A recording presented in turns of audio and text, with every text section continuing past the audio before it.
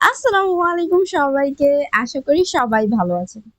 ফিরে এসেছি গল্পের নতুন একটি পর্ব নিয়ে। যারা চ্যানেলে এখনো নতুন অবশ্যই সাবস্ক্রাইব করবেন, লাইক, কমেন্ট করে পাশে থাকবেন। ফিরছি গল্পে। প্রণয়ের অমল কাব্য, লেখক DRM সোহাগ, পর্ব সংখ্যা 17। আর কণ্ঠে আমি আছি ইতি।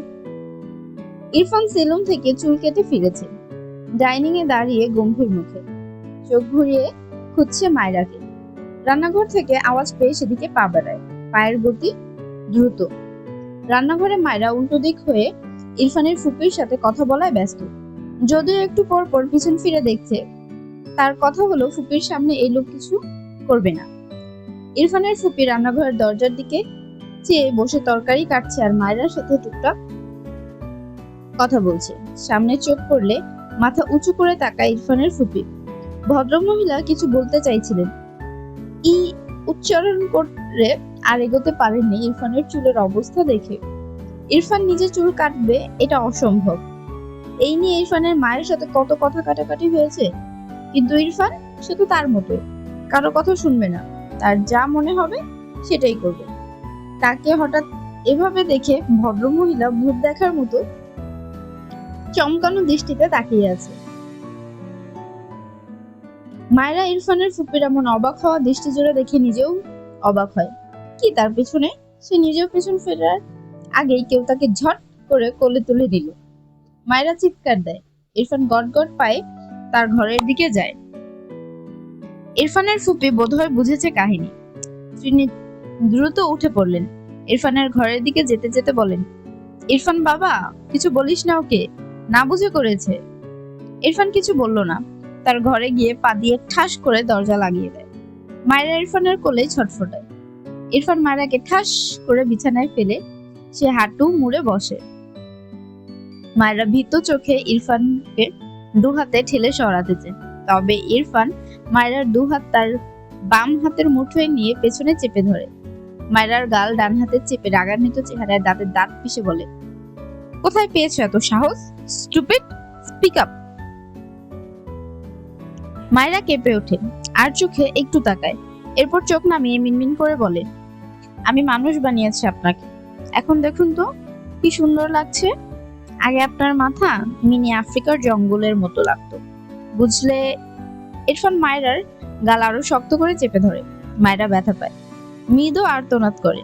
ইরফান সেভাবেই বসা থেকে উঠতে নিলে মায়েরা ভয়ে নিজের শরীর ছেড়ে দেয়। ফলস্বরূপ খাটের কোণা থেকে নিচে পড়তে নিলে ইরফান দ্রুত মায়েরাকে তার সাথে আগলে নেয়। বিচলিত হয়। মায়েরার গালে হাত দিয়ে চিন্তিত কণ্ঠে বলে, হেই গার্ল, হোয়াট হ্যাপেন? ইরফানের কাল রাতের কথা মনে পড়তেই চোখে মুখে কেমন ভীতি ছড়িয়ে পড়ে। বা হাতে মায়েরাকে নিজের সাথে আগলে ধরে ডান পকেট থেকে ফোন বের করে দ্রুত কল করে কাউকে। কেমন আছেন ইরফান ভাইজান? ইরফান বোধহয় বিরক্ত হলো। ছোট্ট করে বলল, ভালো। তোমার বাবাকে পাঠাও, টাইম 2 মিনিট। ওপাশ থেকে ছেলেটা বলে, আপনি শুধু ভাইয়ের বাড়িতে এসেছেন? ইরফানের ইচ্ছে করলো এই ছেলেকে কানের গোড়ায় কষিয়ে একটা থাপ্পড় দিতে। ধমকে বলল, না আসলে তোমার বাবাকে কেন আসতে বলছি? তোমার বাবাকে জাস্ট 2 মিনিটে এখানে দেখতে চাই। বাবা তো বাথরুমে গেল, বের হলে বলছি। হোয়াট? এক্ষুনি বের করো তাকে, ইটস আর্জেন্ট। ওপাশের ছেলেটা মাথা চুলকালো, ভাবছে বাথরুম না করেই সে কিভাবে বের করবে তার বাবাকে। গ্রামের একখানা ভালো ডাক্তার তার বাবা, সবাই তার বাবাকে একটু বাথরুমটাও ছাড়তে দেয় না ঠিক মতো। ইরফান কোনো সাড়া না পেয়ে গমগম স্বরে ধমক দিয়ে বলল, কথা বলছো না কেন? কোথায় তোমার বাবা? এত জোরে ধমক খেয়ে ওপাশে 15 বছরের ছেলেটা লাফ দিয়ে ওঠে। এপাশে ইরফানের বুকে মাথা রাখা মায়েরা কেঁপে ওঠে। ইরফান ফোঁস করে শ্বাস ফেলে ঘাড় বাঁকিয়ে মায়েরার দিকে তাকায়। তীক্ষ্ণ চোখে কিছুক্ষণ মায়েরার পানে চেয়ে গম্ভীর স্বরে বলে, তোমার বাবাকে প্রয়োজন নেই। ভাইজান, আপনি রাগ করলেন? বাবা বের হলেই। ইরফান কল কেটে দেয়। ডান হাতে ফোন মুঠো করে শক্ত করে ধরে। আগুনের ফুলকির ন্যায় জ্বলন্ত চোখে মায়েরার দিকে চেয়ে আছে। রাগে তার হাতে থাকা ফোন ছুঁড়ে ফেললো। চোখ বুজে শ্বাস ফেললো। একটু আগেও এত রাগিনি যতটা এখন রেগেছে। শরীর মৃদু কাঁপছে রাগের চোটে। ডান হাত মুষ্টিবদ্ধ করে ঘন ঘন শ্বাস ফেলে নিজেকে শান্ত করছে। মায়েরা ঢোক গিলল। এই লোক এমন স্ট্যাচু হয়ে আছে কেন? আজকে শুধু বেঁচে যাক, আর জীবনেও এই লোকের পেছন লাগবে না, অ্যাক্টিংও করবে না। কিন্তু এর হলো কি? তাকে শুইয়ে দিয়ে চলে গেল হয়। এই লোকটার শরীর এত গরম কেন? মায়েরার গরম লাগছে, আবার কেমন কেমন অনুভূতিও নাড়া দিয়ে বারবার ভিতর ঢোক দিল। হঠাৎ ইরফান মায়েরাকে ঝটকা মেরে তার থেকে দূরে সরিয়ে সর্বশক্তি দিয়ে মায়েরার ডান গালে থাপ্পড় মারে। মেয়েটা খাট থেকে ঠাস করে পড়ে যায়। বেডসের টেবিলের কোণার সাথে কপালের ধাক্কা লাগে। ইরফান মায়েরাকে ঝটকা মেরে মেঝে থেকে তুলে হুঙ্কার ছেড়ে বলে, অ্যাক্টিং করছিলি আমার সাথে? তোর জন্য আমার ঘাম চুটিয়ে অ্যাক্টর হওয়ার প্র্যাকটিস করছিলি? কথাটা বলে ডান গালে আগের চেয়েও শক্তি খাটিয়ে আরেকটা থাপ্পড় মেরে দেয়। মায়েরা আবারও উল্টে পড়ে যায় মেঝেতে। ইরফান জ্বলন্ত চোখে মায়েরার পৃষ্ঠদেশে ছড়ানো চুলগুলোর দিকে তাকায়। মায়েরার পাশের বেডসেট টেবিলে জোরে সোরে এক লাথি দিয়ে হনহন করে বেরিয়ে যায় ঘর থেকে। মায়েরার মাথা ঝিমঝিম করছে, চারদিক কেমন অন্ধকার দেখছে। মেঝের সাথে মুখ ঠেকিয়ে ফুপিয়ে ওঠে, কিছুই বলে না। ইরফান দরজা খুলে বেরিয়ে যাওয়ার সাথে সাথে তার ফুপি ঘরের ভেতরে আসে। মায়েরাকে মেঝেতে এভাবে উপর হয়ে পড়ে থাকতে দেখে দ্রুত পায়ে এগিয়ে আসেন। এরপর মায়েরাকে টেনে তুলে মেয়েটার অবস্থা দেখে কেমন আটকে ওঠে। ঠোঁটের কোণ বেয়ে রক্ত গড়িয়ে পড়ছে, ফর্সা গাল মনে হচ্ছে চিড়ে গিয়েছে। ইরফানের ফুপি কি বলবে বুঝলেন না। ইরফান মেয়েটাকে এভাবে মারে নাকি? মায়েরা যে বাচ্চামি করে এটা তিনি জানেন, আর ইরফানের রাগও জানেন, কিন্তু এভাবে মারার ব্যাপারে তার মনটা কেমন বিষিয়ে উঠল। মায়েরাকে ধরে ধরে বিছানায় বসিয়ে মায়েরাকে নিজের এক কোণে গিয়ে শুয়ে পড়লো। একটা কথাও বলল না। শুদ্ধর মা অবাক হলো, মায়েরার দিকে এগিয়ে গিয়ে বলে, মা জানিস তো ইরফান রাগী, কেন ওর পিছনে লাগতে গেলি? মায়েরার চোখ থেকে বাঁধ ভাঙা অশ্রু গড়িয়ে পড়ে। ভাঙা গলায় বলল, আর লাগবো না। শুদ্ধর মা মায়েরার মাথায় হাত বুলিয়ে বলে, একটু উঠে পড়, মলম লাগিয়ে ঠিক হয়ে যাবে। তুই দাঁড়া, আমি শুদ্ধকে আনতে বলছি। ঘরে মনে হয় নেই। মায়েরা কিছুই বলল না, বাম কাত হয়ে শুয়ে চোখ বুজে রইল। চোখের পানিতে বালিশ ভিজিয়ে ফেলেছে। ইরফান প্রায় অনেকদিন হলো একদম মারে না। সে এর মাঝে কত দুষ্টুমিই করলো, মারেনি তো। এতদিন পর হঠাৎ এভাবে মার খেয়ে মেয়েটা ভীষণ কষ্ট পায়। সে ভেবেছিল তার কাছে মায়েরা মার খেতে পারে। এই লোক তো ভালো না, কিন্তু সত্যি সত্যি মার খাওয়ার পর কেন যেন মানতেই পারছে না। কথাও বলছে না, কোনো একা একাও কথা বলছে না। শুদ্ধর মা ঘর থেকে বেরিয়ে শুদ্ধর ঘরে যায়। শুদ্ধ ঘর থেকে বেরোচ্ছিল। ইরফানের অমন চিৎকার শুনে মূলত আসছিল। মাকে দেখে চিন্তিত কণ্ঠে বলে, কি হয়েছে মা? শুদ্ধর মা মন খারাপের ছাপ লেপটে বলে, ইরফান মায়েরাকে এভাবে মারে? তুই জানিস কিছু? শুদ্ধ অবাক হয়ে বলে, আবার মেরেছে? ওষুধ আর মলম এনে দে, কেটে ফেটে গিয়েছি পুরো। মায়েরাকে আমি খুব ভালো করেই চিনি, ওর কপালে এসব মানা যায় না। ভাইজান আমার কথাও শুনলো না। বিয়েটা তো দিয়ে দিয়েছে। ভাইজান জানতই মায়ের এরকম। আমি অনেকবার বলেছিলাম মায়েরা খুব কথা বলে আর খুব চঞ্চল, তার ছেলে বিপরীত মেরুর, তবুও শুনলো না। এখন তো মনে হচ্ছে মেয়েটার মার খেতে খেতেই আধমরা হয়ে যাবে। শুদ্ধ শরীরে সার জড়াতে জড়াতে গম্ভীর গলায় বলল, এজন্যই মামার উপর আমার অনেক রাগ আছে। আমার সামনে এসব বলো না। কথাটা বলে ঘর থেকে বেরিয়ে যায় দোকানের উদ্দেশ্যে।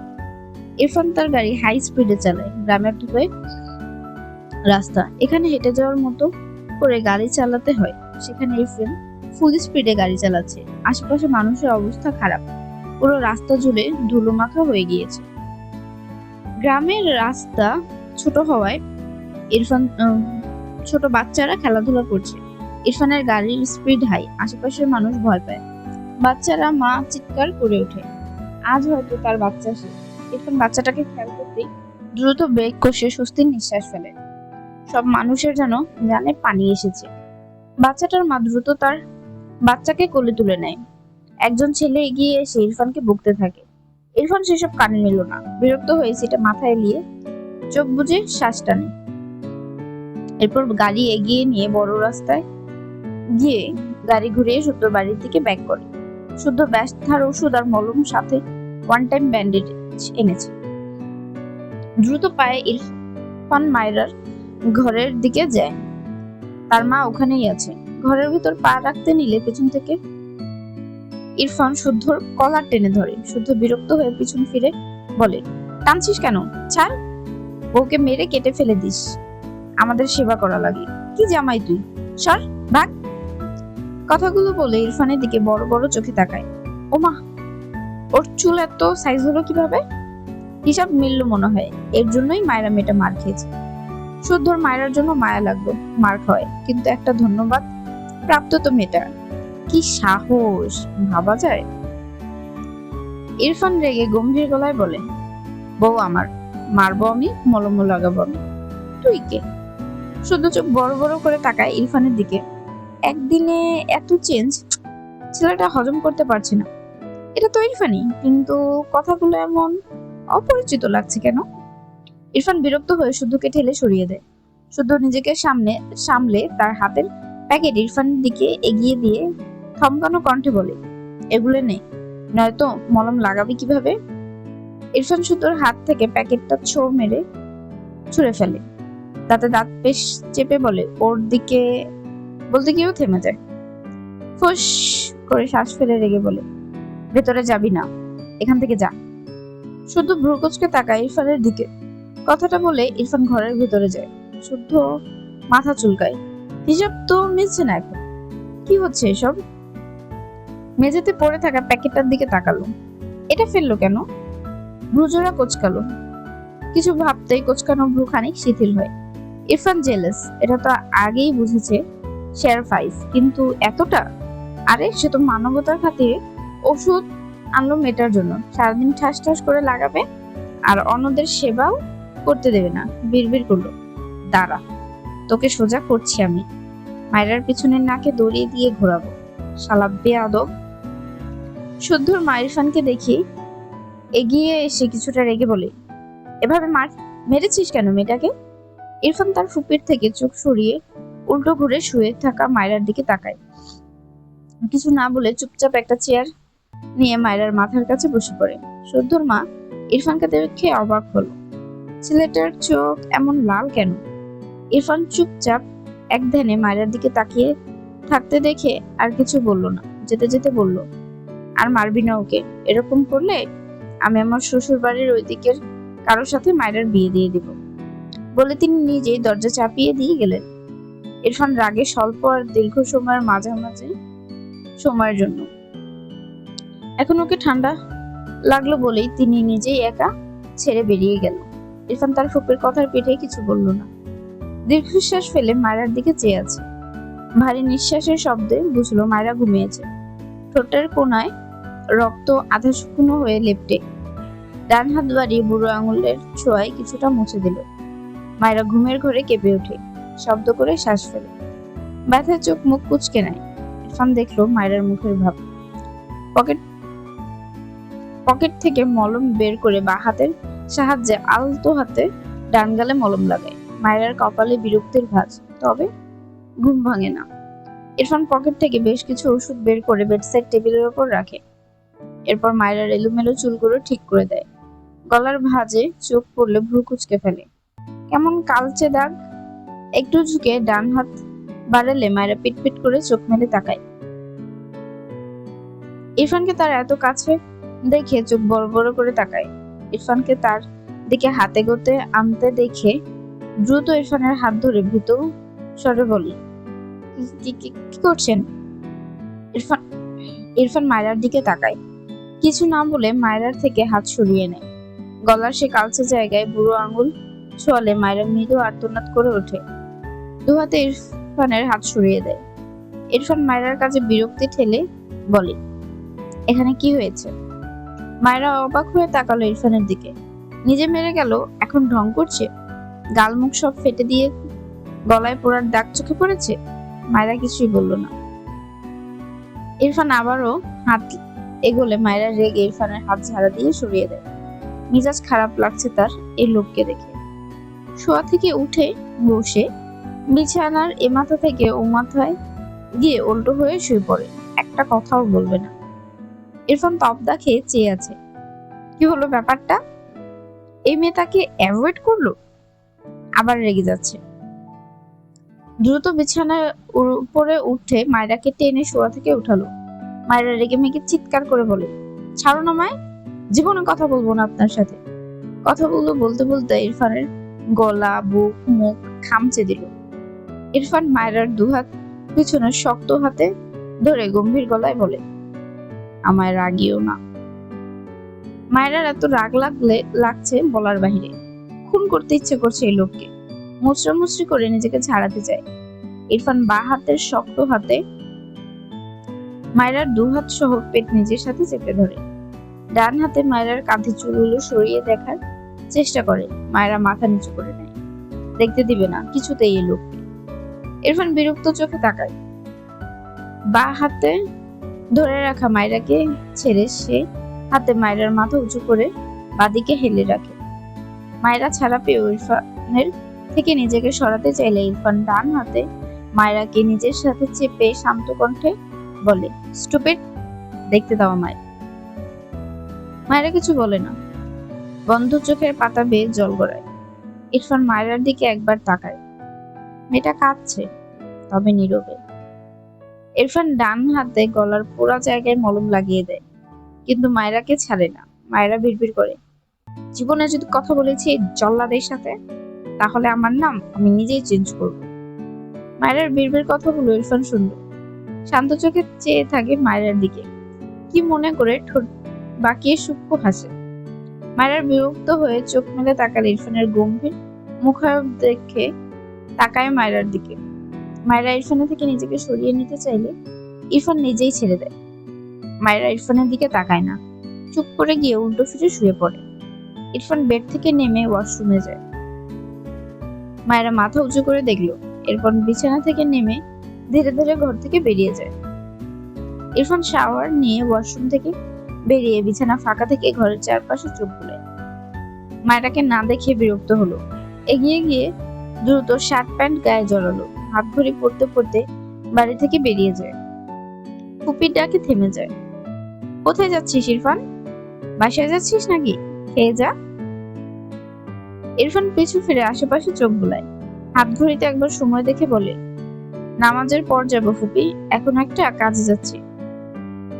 কথাটা বলে দ্রুত পায়ে বেরিয়ে যায়। গাড়ি স্টার্ট দিয়ে তার এক ডক্টর ফ্রেন্ডকে কল করে বেশ অনেকক্ষণ কথা বলল। তোর ছোট বোনের প্রবলেম নাকি?